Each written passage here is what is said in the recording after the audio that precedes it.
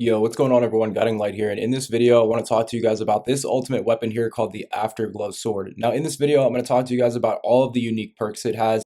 I'm going to showcase the best build that you can make with this weapon and show you guys exactly basically what it's best at and see if you guys want to go out and get it for yourself. Now this weapon actually has some pretty incredible unique abilities, and as someone who enjoys sniping in other games, I'm actually pretty interested to use this thing and level it up all the way. Now, from a base perspective, the base stats are not the best compared to some of the ultimate weapons. So far, after testing all of the ultimates, the best one at its base was probably like Thunder Cage or Clairvoyance. Also, Python is extremely good at its base.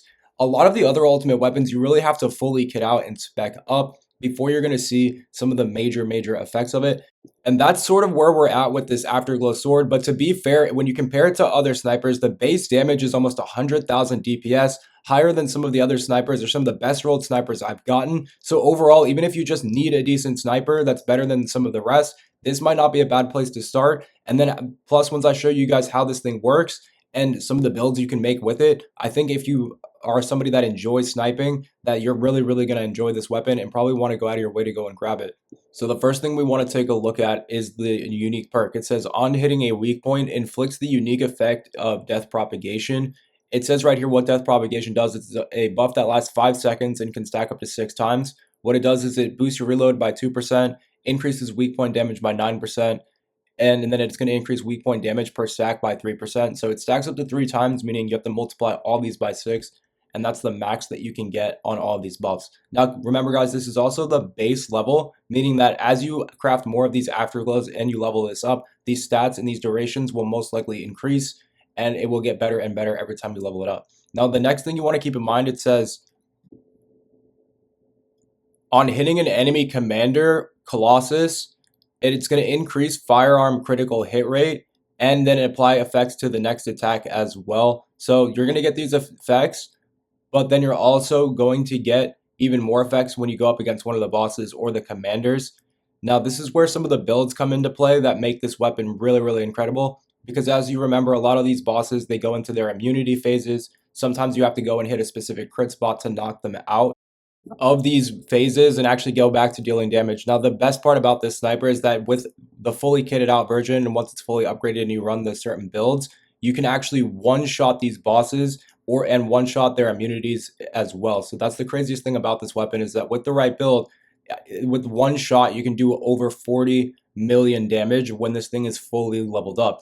Now, we're not going to be able to get anywhere near that at its base level, but I'm going to explain exactly how it works, what build you would have to run, and see if it's worth it for you to really want to put in all of that time, because you would have to level this sniper up, 5-6 times, put in all those resources in order to get those effects.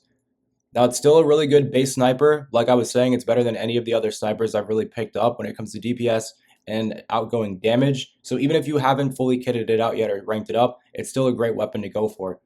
I'm going to switch over to Sharon and explain exactly how you can get the most out of this weapon. Now, each ultimate weapon, it's going to be better on certain characters. They're kind of based around each character. And this one, it's based sort of around Sharon, in my opinion.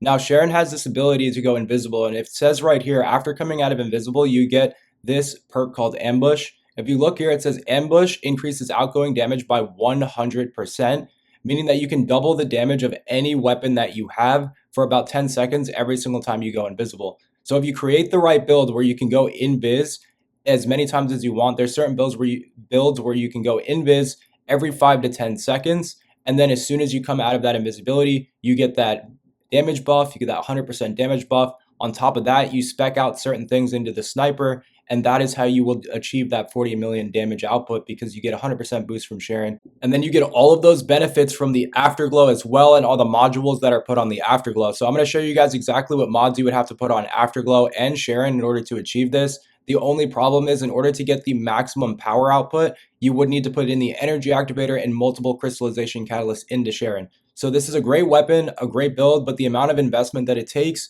in order to make it that one-shot kill, or for it to be extremely effective, is honestly about like a week's worth of time. So it's really up to you whether or not you want to put in that effort. Now, I will show you guys the perks that I'm running on the sniper that are going to allow you guys to achieve this even more output. You can actually get over 300 to 400% crit hit damage output, which is honestly unreal when you think about it.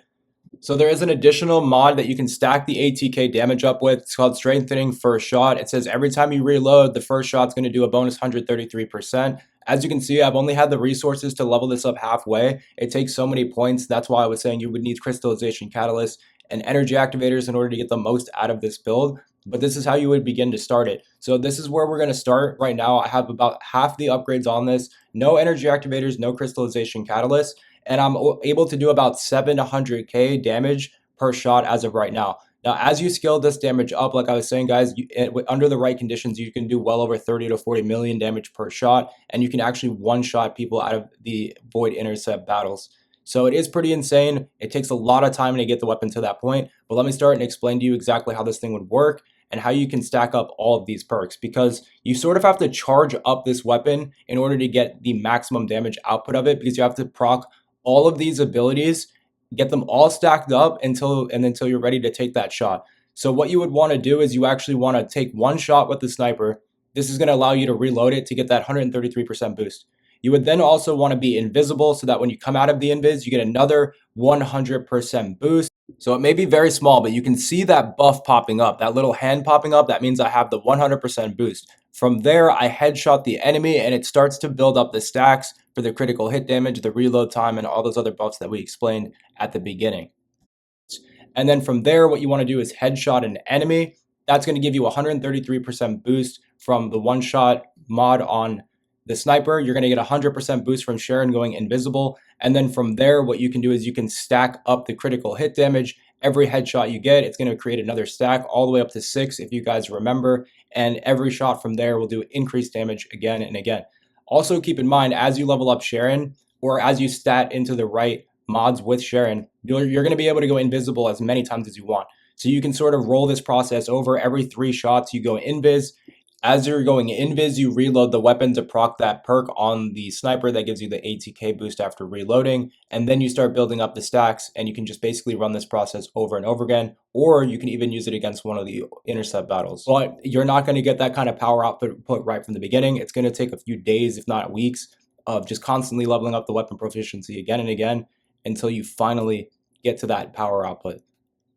But compared to some of the other ultimate weapons and how easy it is to use, just the sheer amount of effects that it has and the difference it's going to make in a boss battle or when in a mission for you and your team, it's definitely one of the best ultimates. Now, it has kind of special use scenarios, and you have to also be kind of good at sniping in order to really utilize these features on it. So overall, I can't say it's for everyone, but when it comes to the overall damage output, it's one of the strongest weapons in the entire game. So you have to give it credit for that. Now, it is something that will take master build crafting in order to fully utilize. So it definitely is not something that's for everyone or that anyone should go for. One thing I'm interested in is the fact that you compare it with something like Clairvoyance or one of the freeze characters, if you think about it. So if you can freeze one of the enemies up, or even on Sharon, she has an ability to actually stun enemies. So what you can do is you can stun the enemy, you can then go invis, you can roll all these perks together to utilize that perfect combo where now you don't really have to worry about it. You can constantly crit enemies. Now, so if sniping is really your thing, or going for crits is really your thing, or just having that one shot that you know is going to have insane damage output, then this is the role for you. This is definitely the build for you. If not, though, there's all the other ultimates, and I highly suggest maybe going for one of those instead. Now, hopefully this explains things, and I will catch you in the next one. Peace.